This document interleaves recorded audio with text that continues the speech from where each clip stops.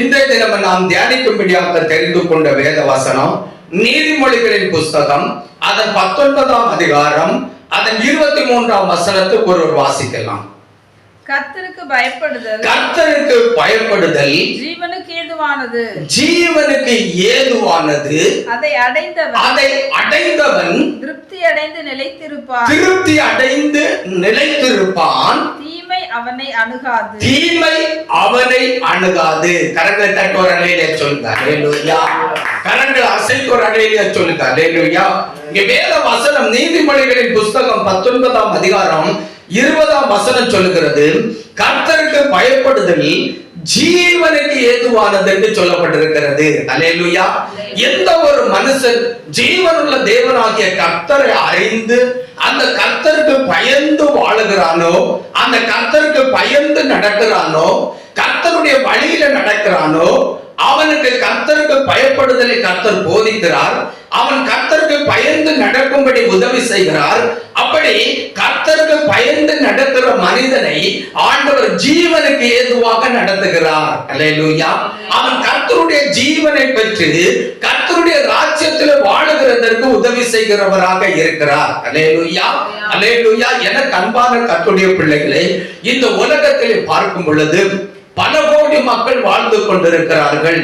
எல்லா மக்களுடைய வாழ்க்கையும் நாம் உற்று கவனித்து பார்ப்போமானால் கர்த்தருக்கு பயப்படுகிற பயம் பல கோடி மக்களிடத்தில் இல்லாமல் இருக்கிறது. ஆகையால் அவர்கள் தங்களுடைய ஜீவனை இழந்து சடுதியாக மறித்து அழிந்து போகிறவர்களாக காணப்படுகிறார்கள். அல்லேலூயா. அல்லேலூயா. நீங்கள் நானும் கர்த்தரால் சிருஷ்டிக்கப்பட்ட கர்த்தருடைய ஜனம். உங்களை என்னை மீட்கும்படி இயேசு கிறிஸ்து கல்வாரி சிலுவையிலே தம்முடைய பரிசுத்த இரத்தத்தை சிந்தி நம்மை மீட்டெடுத்தார். ஆகிய கர்த்தருக்கு பயப்படுதல் இன்னதென்று நாம் அறிந்திருக்கிறோம். கர்த்தருக்கு பயப்படுகிற காரியத்தை தேவன் சத்திய வசனத்தின் மூலம் நமக்கு போதித்து தருகிறார். ஆகிய நாம் ஒவ்வொரு நாளும் கர்த்தருடைய பிள்ளைகளாகிய நாம் கர்த்தருக்கு பயப்படுகிறவர்களாக வாழ்ந்து கொண்டிருக்கிறோம். அல்லேலூயா. ஆகிய தேவன் நம்மை கர்த்தருடைய ஜீவனுக்கு நேராக நம்மை வழி நடத்துகிறார். நமக்கு அழிவில்லாத நித்திய வாழ்க்கையை பெற்று அனுபவித்து ஆண்டவரோடு மனமகிழ்ச்சியாக வாழுகிறதற்கு பரிசுத்த ஆவியானவர் நமக்கு உதவி செய்கிறவராக இருக்கிறார். அல்லேலூயா. அல்லேலூயா. எனக்கு அன்பான கர்த்தருடைய பிள்ளைகளை, வேதம் தெளிவாக சொல்கிறது, கர்த்தருக்கு பயப்படுகிறது ஜீவனுக்கு ஏதுவானது. யாரெல்லாம் ஜீவனை பெற்று தேவனோடு வாழ வேண்டும் என்று விரும்புகிறீர்களோ, அப்படி ஜீவனை பெற்று வாழ வேண்டும் என்று விரும்புகிறவர்கள் அத்தனை பேரும் நீங்கள் கர்த்தரை சரியா அறிந்து கர்த்தருக்கு பயப்படுகிறவர்களாக வாழ வேண்டும். கர்த்தருக்கு பயப்படுகிறவர்களாக சபையில வர வேண்டும். கர்த்தருக்கு பயந்து கர்த்தரை தேடி ஆராதித்து அவருடைய வேத வசனத்தின் சத்தியத்தை கேட்டு அதை கை கொள்ளுகிறவர்களாக இருப்பீர்களானால் ஆண்டவராகிய கர்த்தர் உங்களை ஜீவனுக்கு ஏதுவாக வழி நடத்துவார். ஜீவனை தந்து வாழ வைப்பார். அல்லேலூயா. கர்த்தருக்கு பயப்படாமல் துணிகர பாவம் செய்து வாழுகிற அத்தனை ஜனங்களையும் ஆண்டவர் கொண்டு அழித்து போடுவார். அல்லேலூயா. கரங்களை தட்டி அல்லேலூயா சொல்லுவான். அல்லேலூயா. கரங்களை அசைத்து அல்லேலூயா சொல்லுவான். அல்லேலூயா. அந்த வசனத்தில் சொல்லப்பட்டிருக்கிறது, அதை அடைந்தவன் திருப்தி அடைந்து நிலைத்திருப்பான். அல்லேலூயா. தேவனுடைய ஜீவனை அடைந்தவன் அதிலே திருப்தி அடைந்து நிலைத்திருப்பான் என்று வேதம் சொல்லுகிறது. கிறிஸ்துவனுடைய ஜீவனுக்குள்ளே நிலைத்திருப்பான் என்று சொல்லப்பட்டிருக்கிறது.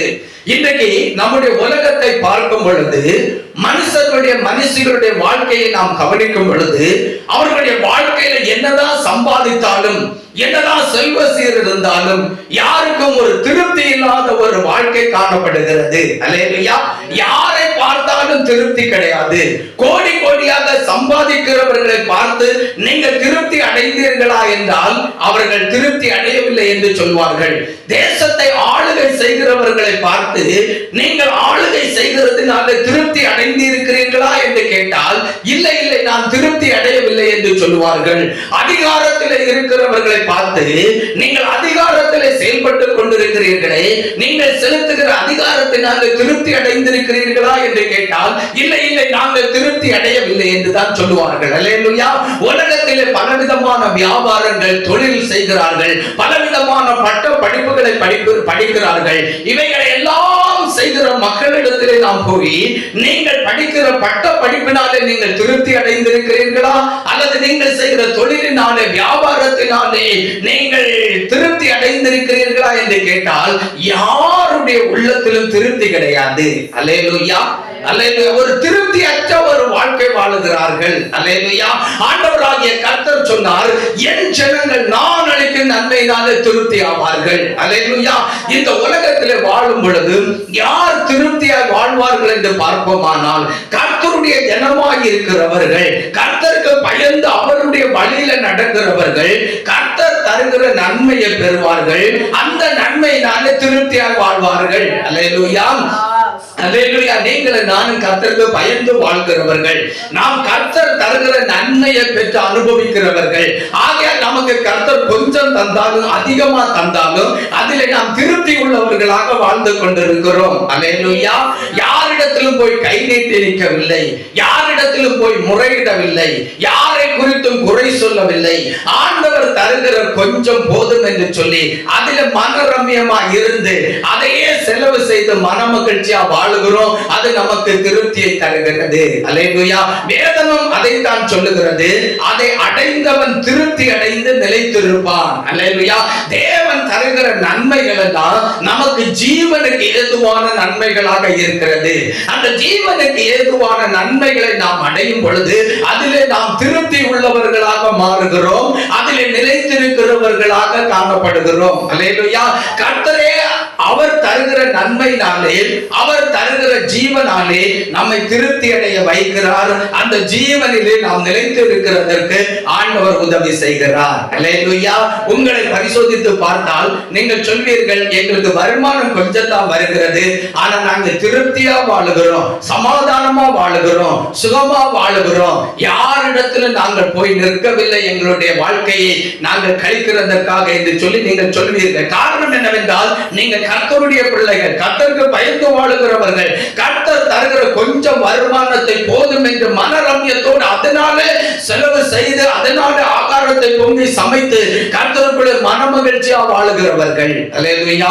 கர்த்தர் இன்னும் உங்களுக்கு ஏராளமான ஆசீர்வாதங்களை நன்மையை தந்து, ஆண்டவர் உங்களுக்கு ஜீவனை தந்து அதனாலே உங்களை திருப்தி அடைய செய்து அதிலே நிலைத்திருக்க பண்ணுவார். கரங்களை கட்டி அல்லேலூயா சொல்லுங்க. நீங்க கர்த்தருக்குள்ள நிலைத்திருப்பீர்கள், கர்த்தருடைய வருகை பரியந்தம் நிலைத்திருப்பீர்கள். கர்த்தருடைய வருகையில நீங்கள் ஒரு இமை பொழுதுல நீங்கள் மறுரூபமாக்கப்பட்டு இயேசு கிறிஸ்துவினுடைய சாயலை அடைந்து இயேசுவோடு எடுத்துக் கொள்ளப்பட்டு மத்திய ஆகாசத்துல விருந்து புசிக்க போகிறீங்க. அந்த விருந்து 7 வருஷம் நடக்க போகிறது. அது உலகத்தின் பார்வையில 7 வருஷமா இருந்தாலும் கர்த்தர் நமக்கு தருகிற ஒரு விருந்தாக இருக்கிறது. அல்லேலூயா சொல்லுங்க. அல்லேலூயா. கர்த்தர் தருகிற ஒரு விருந்து நம்ம பூமியில உள்ள நாட்களுக்கு 7 வருஷம் அந்த ஒரு விருந்தை புசிக்க போகிறோம். அல்லேலூயா. அவ்வளவு மகிமையான விருந்தை ஆண்டவர் நமக்கு வைத்திருக்கிறார். நாம் அதிலும் திருப்தி அடைய போகிறோம். அல்லேலூயா. இந்த வசனத்தின் கீழ் பகுதியில் சொல்லப்பட்டிருக்கிறது, தீமை அவனை அணுகாது. அல்லேலூயா. கர்த்தருக்கு பயப்படுகிற ஒரு மனுஷனை, கர்த்தர் ஜீவனுக்கு நேராக வழி நடத்துகிற ஒரு மனுஷனை தீமை அணுகாது. கர்த்தருக்கு பயந்து வாழுகிற ஒரு மனுஷியை, கர்த்தருடைய ஜீவனுக்கு ஏதுவான பாதையிலே கர்த்தர் நடத்தி கொண்டிருக்கிற ஒரு மனுஷியை தீமை அணுகாது என்று சொல்லி வேதம் சொல்லுகிறது. அல்லேலூயா. இந்த உலகத்தில் வாழுகிற ஜனங்களை தீமை அணுகும். அவர்கள் இல்லாமல் போவார்கள், அழிந்து போவார்கள், சடுதியாய் செத்து மாண்டு போகிறார்கள். ஆனால் தேவனுக்கு பயந்து, கர்த்தருக்கு பயந்து வாழுகிற பிள்ளைகளை ஆண்டவர் ஒரு தீமை அணுகாதபடி காப்பார். அல்லேலூயா. சங்கீதங்களின் புத்தகம் 91 சொல்லப்பட்டிருக்கிறது, பொல்லாப்பு உனக்கு நேரிடாது, வாதை உன் கூடாரத்தை அணுகாது. அல்லேலூயா. ஒரு பொல்லாப்பு உன்னை அணுகாது, ஒரு வாதையும் உன் கூடாரத்தை தொடாது. அல்லேலூயா. நீ கர்த்தருக்கு பயந்து வாழுகிறபடி நான் தேவ சகோதரனே, சகோதரிகளே, ஆண்டவர் உங்களை தீமை அணுகாதபடி காப்பார். அல்லேலூயா. கரங்களை தட்டி ஒரு அல்லேலூயா சொல்லுங்க. அல்லேலூயா. ஆகையால் நாம் கர்த்தருடைய வருகை பரியந்தமும் கர்த்தருக்கு பயந்து வாழணும். அது நமக்கு ஜீவனா காணப்படுகிறது. ஒருவேளை கர்த்தருடைய வருகைக்கு முன்பாக நாம் நித்திரை அடைவோமானால், ஆண்டவருடைய வருகையிலே கல்லறையிலே எக்கால சத்தம் தொனித்து நாம் மர்மமாக்கப்பட்டவர்களாக எழுந்தருளும்படி நாம் கர்த்தருக்குள்ளே நித்திரை அடைகிற காலம் வருகிறது வரையிலும் கர்த்தருக்கு தான் வாழணும். அல்லேலூயா. கர்த்தருடைய பயப்படுகிற பயம் எப்பொழுது நமக்கு வேணும். இன்னும் ஒரு